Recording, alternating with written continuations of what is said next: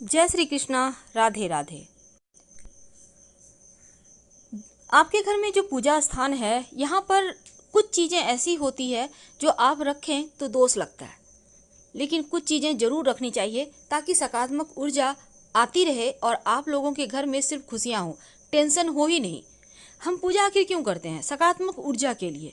हमें जीवन में मुश्किलों से बाहर रहना है। हम नहीं चाहते हमारे लाइफ में किसी भी तरह का कोई टेंशन हो, इसलिए हम भगवान की शरण में होते हैं कि भगवान हमें सही समय पर रास्ता बताइए और हर मुसीबत से हमें बचाइए। इसलिए हम पूजा पाठ भी करते हैं। तो चलिए आज जानते हैं वास्तु क्या कहता है, आपके पूजा घर में क्या रहना चाहिए और क्या नहीं। घर के एक हिस्से में भगवान के लिए स्थान जरूर बनाया जाता है, लेकिन कई बार आपके द्वारा की जा रही पूजा का फल आपको मिलता ही नहीं। तो आखिर आपकी पूजा करने में कमी है या कहीं कोई ऐसा वास्तु दोष है जो आपकी पूजा को स्वीकार होने ही नहीं दे रहा? तो घर में बने जो मंदिर है, चाहे वो आप कहीं भी पूजा करें, मंदिर यानी जहाँ भगवान का स्थान है, जहाँ पर आप दिया जलाते हैं, तो वो स्थान कैसा है और कौन सी वस्तु ऐसी है जो मंदिर में भूल कर भी नहीं रखनी चाहिए, वरना आपकी पूजा स्वीकार ही नहीं होगी। देखिए, पूजा हमेशा वास्तु की बात करें तो घर के ईशान कोण यानी उत्तर पूर्व दिशा की ओर करें तो यह सर्वोत्तम माना जाता है। अगर घर में बना जो आपका मंदिर है वास्तु के विपरीत हो, मंदिर नहीं भी है, आप कहीं भी पूजा करते हैं, तो अगर आप वो सही जगह नहीं है तो मन भी आपका पूजा में नहीं लगेगा और इसका लाभ भी नहीं मिलेगा। अब ऐसे में कुछ वास्तु टिप्स जो आपके पूजा को जो आप पूजा करते हैं जब भगवान को, तो आपकी पूजा जल्दी स्वीकार होगी। इसके लिए सबसे पहली बात तो एक भगवान की मूर्ति एक ही रखें, दो ना रखें। दूसरी, भगवान गणेश की 3 प्रतिमा, 3 मूर्ति पूरे घर में नहीं होना चाहिए, सिर्फ पूजा स्थान में नहीं बल्कि घर में होना ही नहीं चाहिए। 2 बस बहुत है। एक आप अपने घर में मूर्ति रख सकते हैं जहाँ पूजा करते हैं और कहीं पर तस्वीर भी लगा सकते हैं, नहीं तो शुभ कार्यों में अड़चने आएंगी, बनते बनते कार्य आपके बिगड़ने लगेंगे। वास्तुशास्त्र के अनुसार घर के मंदिर में कभी भी टूटी फूटी हुई मूर्ति या तस्वीर है, बहुत पुरानी हो गई है, ऐसे तस्वीर की मूर्ति की पूजा ना करें, वरना नकारात्मकता बढ़ेगी और देवता भी नाराज होंगे। घर के जो मंदिर है, जो पूजा स्थान है, हमेशा उत्तर पूर्व दिशा में ही बनाएं। दक्षिण या दक्षिण पश्चिम दिशा अशुभ दिशा होता है, इस दिशा में पूजा पाठ आप नहीं कर सकते, नहीं तो आपको उतने फल नहीं मिलेंगे।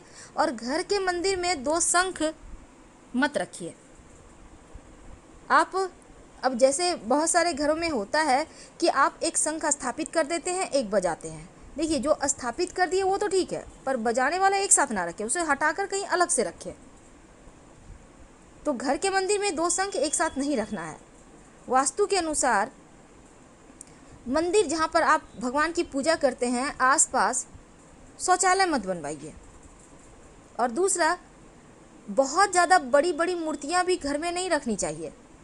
पूजा स्थान पर अगर आप शिवलिंग रखते हैं तो अंगूठे से छोटा रखें, और पारद शिवलिंग रख लें तो आपकी पूजा भी जल्दी स्वीकार होगी। देवी देवताओं की हमेशा सॉफ्ट मुद्रा, सौम्य मुद्रा में मुस्कुराती हुई तस्वीर लगाइए।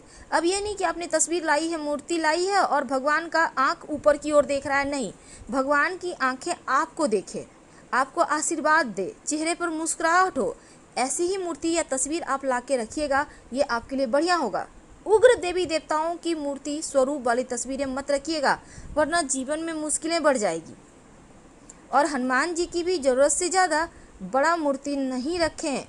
और जब हनुमान जी की आप मूर्ति घर में रखते हैं तो प्रयास ये करें कि हनुमान जी बैठे हुए हों, खड़े हनुमान जी की तस्वीर की पूजा मत कीजिएगा। तो पूजा करने में मन अगर एकाग्र ना हो रहा हो तो धन संपत्ति का नुकसान होने लगता है। भूल कर भी आप अपने स्टोर रूम में पूजा का स्थान मत बनाएं और ना ही बेडरूम में आप पूजा करें। तो आप भूल कर भी पूजा की अलमारी ऐसे स्थान पर भी ना रखें जहाँ पर कबाड़ है। इन चीज़ों से आपको बचना चाहिए। अब जैसे कि आप घर में रोज़ मंदिरों में फूल चढ़ाते होंगे, तो भगवान की पूजा के फूल आप ये नहीं कि बासी पड़े हुए हैं घर के कोने में रखे हुए, ये सही नहीं है, आप उनको हटाइए। कोशिश करें कि शाम के समय ही हटा दें, क्योंकि जो सूखा हुआ पुष्प है वो परेशानी को, दरिद्रता को, गरीबी को, अकाल मृत्यु, मंगल दोष जैसी समस्याएं पैदा करता है, इसलिए उनको तुरंत हटाइए। पूजा घर में मूर्तियों को लेकर ये भी नियम है कि गृहस्थ लोगों को बड़ी मूर्तियां मंदिर में अपने घर में नहीं रखना चाहिए। और पूजा घर में भूल कर भी अपने पितृ देवों की तस्वीर मत लगाइएगा। शास्त्रों में इसे भी अच्छा नहीं माना जाता, क्योंकि पूर्वजों की तस्वीरें मंदिर में लगाने से सही नहीं होता। आप अपने घर के दक्षिणी दीवार पर लगाइए ताकि पितर प्रसन्न हो, लेकिन मंदिर में मत रखिएगा। तो मंदिर में रसोई घर भी मत बनाइए, क्योंकि वास्तु के अनुसार भी ठीक नहीं है ये। और शंख को भगवान विष्णु का प्रतीक माना जाता है, इसीलिए हमेशा इसको बदलिए मत, बल्कि शंख को आप रोज़ बजाइए, सुबह 3 बार, शाम में 3 बार। अगर आप लड्डू गोपाल की पूजा करते हैं तो उनकी सेवा कीजिए, उनको रोज़ स्नान करवाइए, वस्त्र बदलिए और कम से कम प्रतिदिन उनको 3 प्रहर में कम से कम भोग और प्रसाद जरूर उनको अर्पित कीजिए। अगर लड्डू को गोपाल को लेकर आप कहीं जा रहे हैं तो आप लेकर जाइए, उन्हें घर में बंद करके मत जाइएगा, क्योंकि उन्हें बिना भोजन कराए आप खा भी नहीं सकते। इसलिए जो व्यक्ति नियम करते हैं उनके घर में देके जाइए उन्हें। अब जैसे शिवलिंग रखिएगा तो शिवलिंग आप हमेशा ही अंगूठे से छोटा ही रखें। घर में नुकीली चीज़ें मत रखिए, धारदार चीज़ें भी मत रखिए, नहीं तो आपकी पूजा का पूरा फल भी आपको नहीं मिलेगा, मन भी एकाग्र आपका नहीं रहेगा। और अंत में जब आप पूजा करते हैं तो एक निश्चित समय पर रोज किया करें, तब आपकी प्रार्थना जल्दी स्वीकार होती है। मोर पंख अपने पूजा स्थान पर जरूर रखिए। माना जाता है मोर पंख रखने से घर में सकारात्मकता आती है और भगवान श्री कृष्ण को मोर पंख बहुत प्रिय है, तो आप भगवान श्री कृष्ण के माथे पर सजा कर रखें। मोर पंख रखने से घर में कीड़े मकोड़े वगैरह भी नहीं आते। गंगा जल, हिंदू धर्म में गंगा जल को बहुत पवित्र माना जाता है और हर घर में पूजा स्थान पर गंगा जल भी होता है। तो मंदिर में गंगा जल रखने से माँ लक्ष्मी की विशेष कृपा होती है। लेकिन जब भी आप गंगा जल रखें तो चांदी या पीतल के बर्तन में रखें, घर में सुख शांति बनी रहती है। शंख तो आपको रखना ही है और शंख से आप जल भी भगवान श्री हरि को अर्पित कर सकते हैं। शालिग्राम भगवान को अपने पूजा स्थान पर मत रखें, बल्कि शालिग्राम भगवान को आप अपने तुलसी जी के स्थान पर रखें, क्योंकि शालिग्राम भगवान हमेशा घर से बाहर रहते हैं तुलसी जी के पास। जीवन में आर्थिक समस्या नहीं आती जिस घर में शालिग्राम भगवान होते हैं। तो गंगा जल के साथ गौमूत्र भी है जो बहुत पवित्र होता है, और जिस घर में गौमूत्र रखा होता है देवी देवताओं का आशीर्वाद भी बरसता है। घर के मंदिर में आप दिया भी जलाते होंगे और धूप भी दिखाते होंगे, और इन सभी चीज़ों को जलाने के लिए आप माचिस का व्यवहार करते हैं। लेकिन क्या आपको पता है, घर के मंदिर में रखा माचिस कहीं ना कहीं आपके जीवन में नकारात्मक चीज़ों को घोल देता है।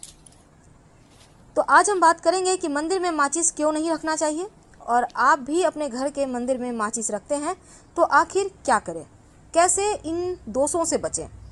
पूजा करने के बाद जली हुई माचिस वहीं पर आप फेंक देते हैं, तो फिर आपको ये वीडियो के अंत तक बना रहना क्या आवश्यकता है, क्योंकि घर के मंदिर से जुड़ी कुछ ऐसी बातें हैं जिसका आपको ध्यान जरूर रखना चाहिए, वरना आपको पूजा का फल पूरा नहीं मिलता।